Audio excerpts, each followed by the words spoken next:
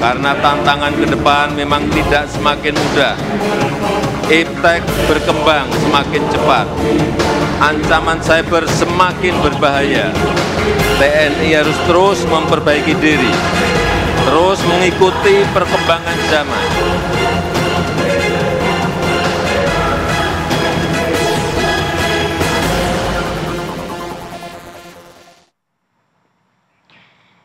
Ya, Presiden Joko Widodo dalam HUT TNI ke-79 menyampaikan bahwa tantangan ke depan ini semakin besar, semakin berat lagi, salah satunya dengan kemajuan teknologi. Ancaman cyber ini tidak main-main, bahkan beberapa negara juga mengalami pertasan yang juga berdampak terhadap geopolitik di dalam negeri maupun di luar negeri, begitu ya. Kita akan membahas hal ini dengan narasumber yang sudah hadir, sudah ada di studio Mas Pratama Persada, pakar keamanan cyber, dan juga Mas Ridwan Habib, tenaga ahli utama KSP bidang keamanan. Selamat pagi, Mas Pratama. Selamat pagi, Bapak. Assalamualaikum. Kemudian juga ada Mas Ridwan Habib. Selamat pagi, Assalamualaikum. Mas Ridwan, selamat pagi, Mas. Halo. Assalamualaikum, ya. Halo. Mas Arief, Mbak Ratih. Mas. Halo. Siap, sehat, Mas. Mas Ridwan, ya, sehat. Berbicara mengenai atensi dari Presiden Joko Widodo, bahkan berbicara di depan para TNI begitu ya. Jadi ini juga harus menjadi perhatian untuk kita bersama mengenai ancaman cyber. Sebenarnya tujuannya, poin utamanya atau backgroundnya seperti apa sih, Mas?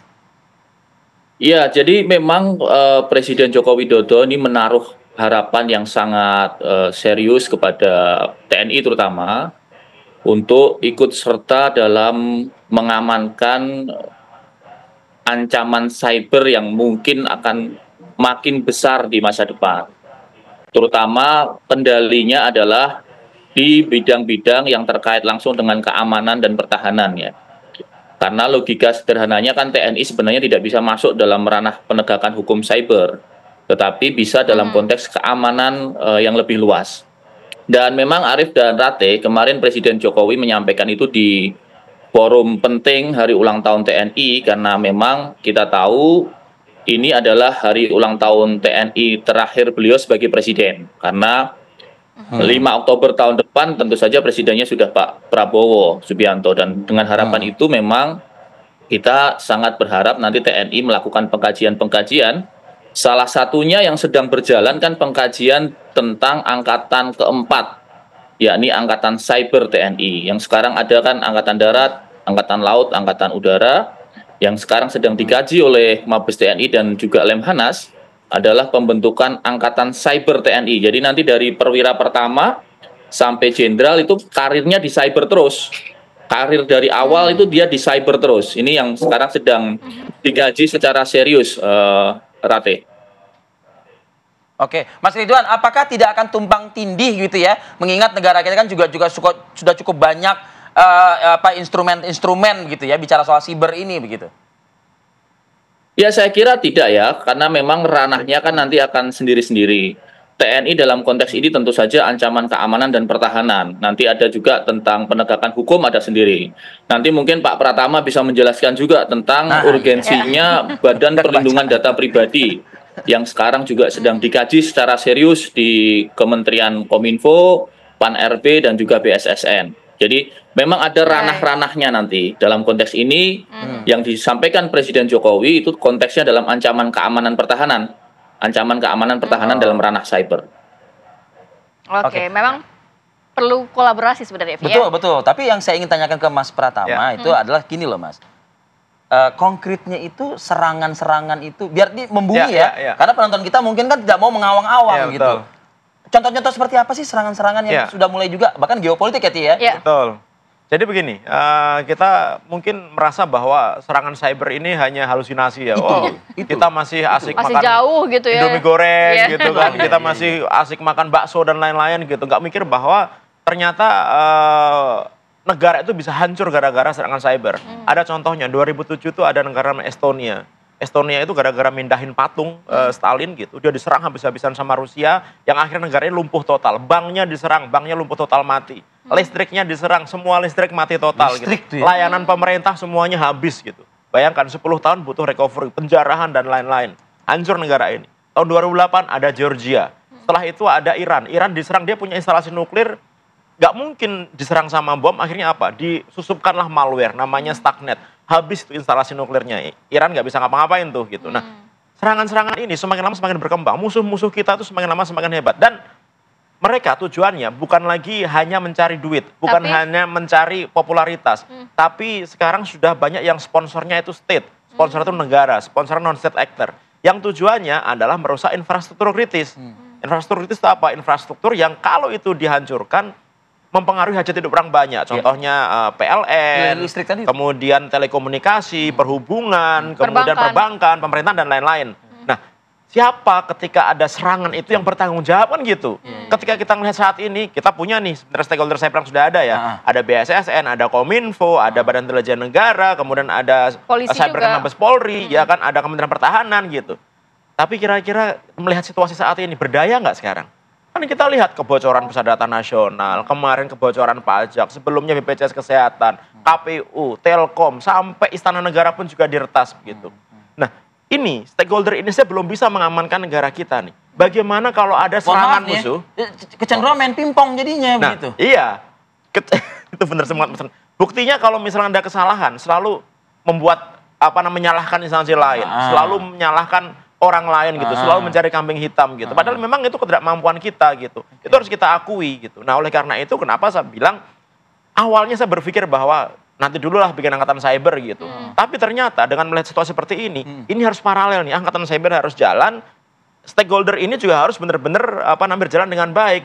Nah, angkatan cyber ini kenapa kok harus dibentuk? Karena saat ini ancaman yang bisa menghancurkan negara itu kalau untuk Indonesia ya bukan kayak perang antara Israel Palestina, bukan Rusia Ukraina, nggak akan bom-boman. Bukan perang fisik ya. Menghancurkannya itu pasti akan menggunakan ancaman cyber. Kita pernah dites tahun 2017 ada malware namanya WannaCry gitu. Kena rumah sakit Dharma ya harapan kita. Itu begitu dia untuk menyerangan, kita nyalain laptop ya Mas Arief ya. Nggak usah kita apa-apain, tiba-tiba langsung terinfeksi, semua filenya terencrypt, nggak bisa dipakai. Setelah itu ada NotPetya. Bukan hanya filenya yang rusak, tetapi sistem operasinya juga rusak. Jadi komputernya rusak total. Nggak usah diapa-apain gitu. Nggak usah kita klik apapun gitu. Nah, itu nanti akan menjadi ancaman kita. Bayangkan kalau misalkan semua bank seluruh Indonesia tiba-tiba rusak total.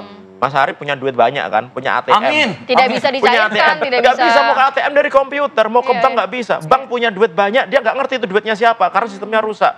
Kebayang nggak? Belum sistem pemerintahan. Saat ini Indonesia sedang besar-besaran ngomongin masalah digitalisasi. Semua pemerintahan, sistem pemerintahan dibuat digitalisasi. Kita membuat Inakuf dan lain-lain. Itu yang mau melindungi siapa? Nah, itu peran-perannya akan seperti apa? Kan ini sudah banyak begitu ya, Mas ya? Betul. Nah, artinya adalah TNI perlu berperan di sini, perlu melindungi negara kita ketika serangan itu sudah berniat menghancurkan negara kita dengan menghancurkan infrastruktur kritis. Tetapi tentu saja kita harus ingat, nggak bisa TNI berdiri sendiri. TNI nanti harus berkoordinasi dengan stakeholder yang adain supaya apa? Tidak terjadi penumpukan wewenang gitu. Harus ada pembagian yang jelas sehingga setiap institusi ngerti apa yang harus dikerjakan gitu. Oke, saya ingin ke Mas Ridwan ya, Mas. Ini pembagian ini nih Mas yang tentunya perlu ada semacam kayak istilahnya blueprint kah? Nah, gitu ya. Ada petnya, ada mapnya juga begitu Mas Ridwan. Dijawabnya nanti. Kami akan kembali saat lagi.